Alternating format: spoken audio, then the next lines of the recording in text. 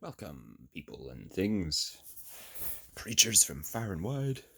Uh, Today, well, I think I fully covered um, the medication and cocaine stuff from the last video. I finished that. I should watch it, but I didn't want to watch that one. So, I don't think I will.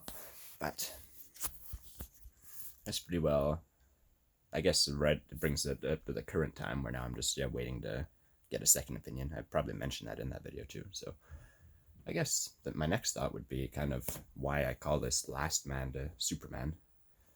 The idea is that I kind of feel I'm like a Nietzschean Last Man kind of thing, or at least I definitely was totally. Now I'm trying to break out of that and have been for a bit. And and I mean I'm not super familiar with Mr. Nietzsche, whatever.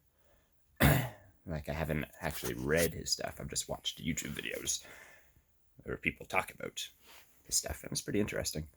But I don't know. My understanding is that the last man would be kind of like a fellow who has lost values. Essentially, his value is only to seek out pleasure and just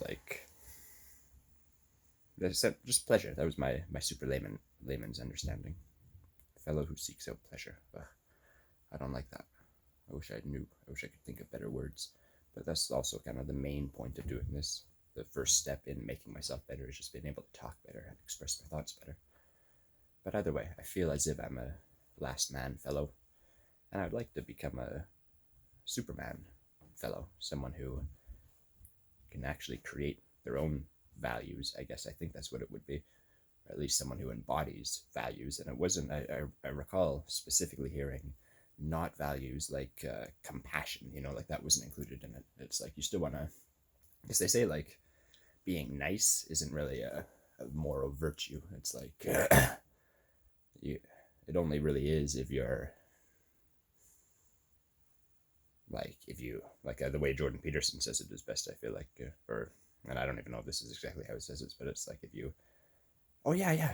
Or I can remember from that Akira the Dawn meaning wave thingy where they do it. It's like if you, for those who have swords and know how to use them. I guess it's like a biblical verse. It's like, oh man, it's all on like the tip of my tongue there.